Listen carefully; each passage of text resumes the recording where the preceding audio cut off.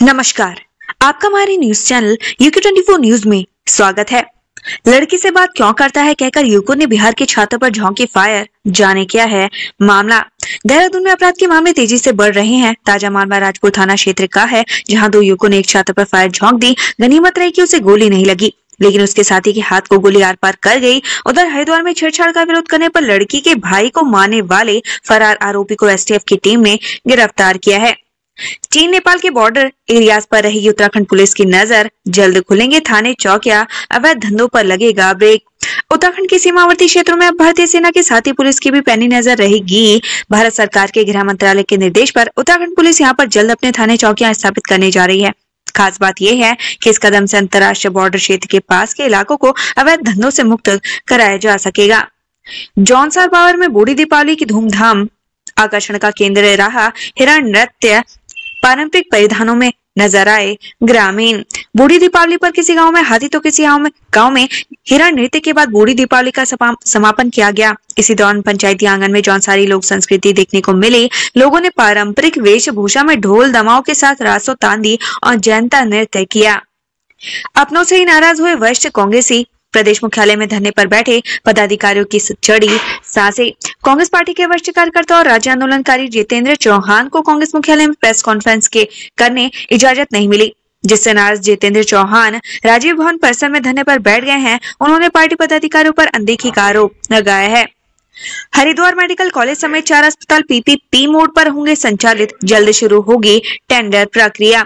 Investor summit में स्वास्थ्य सेवाओं के क्षेत्र में कुल 18,000 करोड़ रुपए निवेश को लेकर MOU साइन हुए, जिसमें राज्य सरकार ने हरिद्वार के MCH centre, Harrawala cancer hospital, Haldwani multi speciality अस्पताल के साथ ही हरिद्वार मेडिकल कॉलेज को PPP मोड के तहत प्रोजेक्ट किया, जिसके बाद अब जल्दी इन अस्पतालों को PPP मोड पर संचालित किया जाएगा। 10 दिन में 115 लोगों की मदद, चालान, जांच से निजात। कमाल किया हरिद्वार पुलिस की चलती फिरती चौकी, जाने कैसे करती है काम। उत्तराखंड के कई शहरों में जाम और भीड़भाड़ वाले इलाकों में अतिक्रमण जैसी समस्याएं आम हो गई हैं। ऐसे में इन समस्याओं से छुटकारा दिलाने के लिए पुलिस ने हर की पैड़ी में 10 दिन पहले चलती फिरती चौकी को लॉन्च किया, जिसका अब अच्छा रिस्पांस मिल रहा है। चलती फिरती चौकी के जरिए 10 दिनों के अंदर लगभग 115 लोगों की सहायता की गई। इस मुहिम की सफलता के बाद इसे दूसरी जगह शुरू करने पर भी विचार किया जा रहा है। रामनगर में छापेमारी की भनक लगते ही मेडिकल स्टोर बंद कर भागे दुकानदार, कई लोगों पर हुई कार्रवाई। रामनगर में उस वक्त हड़कंप मच गया जब खाद्य सुरक्षा और स्वास्थ्य विभाग की टीम ने छापेमारी कार्रवाई की। कई मेडिकल स्टोर संचालक तो अपनी दुकान का शटर गिरा कर भाग गए। वहीं कई स्टोर संचालकों के खिलाफ चालानी कार्रवाई की गई, जबकि 2 दुकानों में काफी अनियमितता मिलने पर उन्हें बंद करा दिया गया। पर्यटन गांव के रूप में विकसित हो रहा राशि होम स्टे योजना से बदल सकती है गांव की तस्वीर। राशि गांव धीरे धीरे पर्यटन गांव के रूप में विकसित हो रहा है। यहाँ के युवा होटल, ढाबों और टेंट व्यवसाय को बढ़ावा दे रहे हैं, जिससे यहाँ के लोगों के सामने रोजगार के अवसर भी खुल रहे हैं। इसके साथ ही इससे यहाँ पहुंचने वाले पर्यटकों को भी सुविधाएं मिल रही हैं।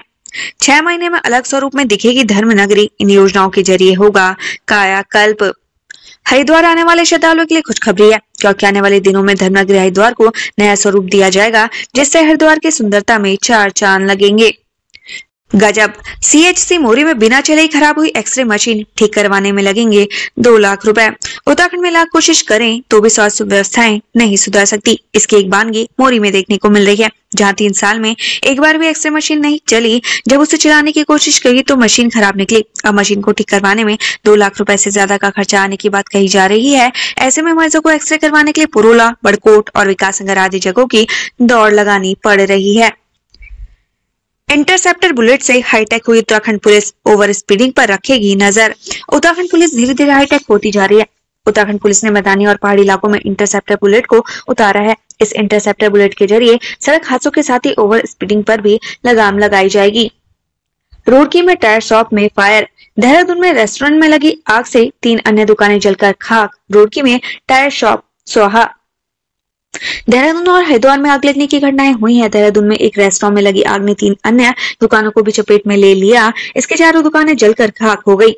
उधर हरिद्वार जिले के रुड़की में टायर की दुकान में आग लग गई।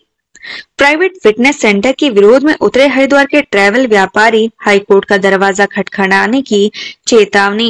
हरिद्वार में प्राइवेट फिटनेस सेंटर के खिलाफ ट्रांसपोर्ट कारोबारी सड़क पर उतरे और धरना प्रदर्शन किया। इसी बीच प्रदर्शनकारियों ने चेतावनी दी कि अगर उनकी मांगों को पूरा नहीं किया गया तो वो कोर्ट का दरवाजा खटखटाएंगे।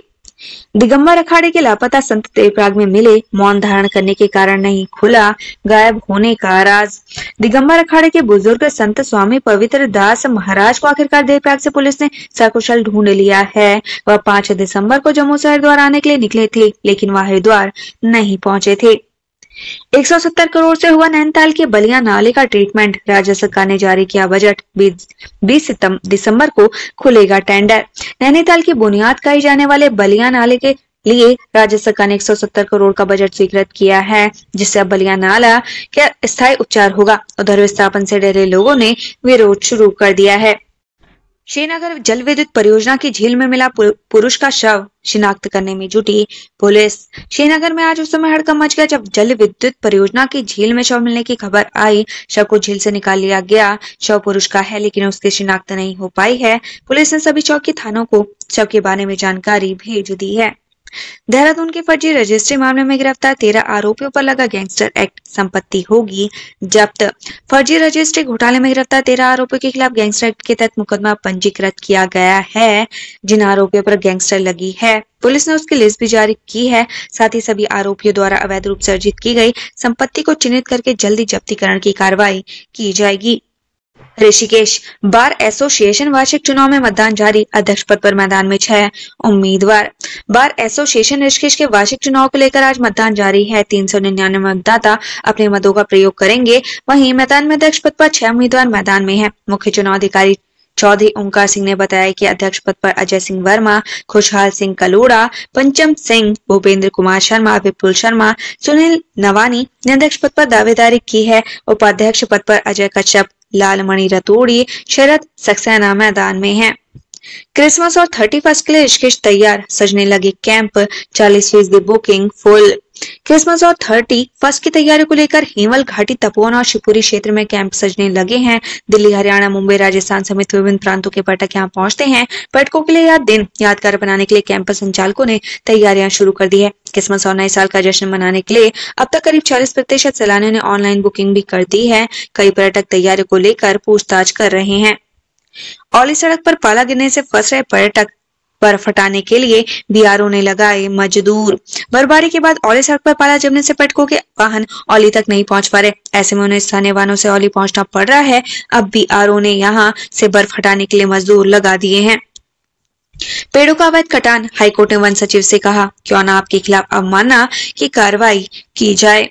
हाईकोर्ट ने कालाडूंगी बाजपुर के बीच किए जा रहे पेड़ों के अवैध कटान पर स्वतः संज्ञान लेते हुए मामले की जनहित याचिका के तौर पर सुनवाई की। कोर्ट ने पूर्व के आदेश का पालन नहीं करने पर सचिव से पूछा कि क्यों न उनके खिलाफ अवमानना की कार्रवाई की जाए। काम की खबर, उत्तराखंड में अब नहीं काटने पड़ेंगे कोषागारों के चक्कर, घर बैठे ऐसे बनाएं डिजिटल जीवन प्रमाण पत्र। प्रदेश के करीब 1.25 लाख पेंशनर्स व पारिवारिक पेंशनरों को अब जीवन प्रमाण पत्र जमा करने के लिए कोषागारों के चक्कर नहीं काटने होंगे। अब वे घर बैठे ऑनलाइन डिजिटल प्रमाण पत्र जनरेट कर सकेंगे और यह प्रमाण पत्र स्वतः ही एकीकृत वित्त प्रबंधन प्रणाली के माध्यम से कल से 2 दिन राजधानी में जुटेंगे देश भर के साहित्यकार। 36 सत्रों का होगा आयोजन। राजधानी दून में आयोजित होने वाले valley of words international literature and art festival का शनिवार से आगाज होगा। 2 दिवसीय फेस्टिवल में देश भर के साहित्यकार जुटेंगे और विभिन्न विषयों में आयोजित होने वाले 36 सत्रों में अपने विचार रखेंगे। बदमाशों और ग्रामीणों में हुआ विवाद, फायरिंग में 9 साल के बच्चे को लगी गोली। बहादुरपुर खदर और लक्सी गांव के बीच में एक युवक पर हथियारबंद बदमाशों ने हमला कर दिया।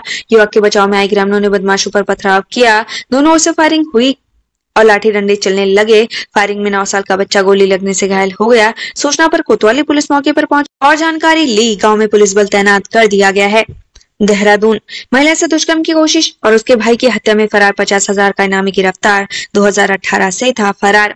महिला से दुष्कर्म की कोशिश का विरोध करने को लेकर उसके भाई की हत्या में फरार 50,000 का इनामी पुलिस ने गिरफ्तार कर लिया है। यह हरिद्वार जिले से साल 2018 से फरार था। एसएसपी एसटीएफ आयशा अग्रवाल ने बताया कि हरिद्वार जिले के रानीपुर थाने में साल 2018 में मुकदमा दर्ज किया गया था। मुकदमे में 3 लोगों को आरोपी बनाया गया था। इसमें एक आरोपी गिरफ्तार किया जा चुका है, जबकि 2 आरोपी फरार चल रहे थे। दोनों की गिरफ्तारी पर 50,000 रुपए का इनाम घोषित था।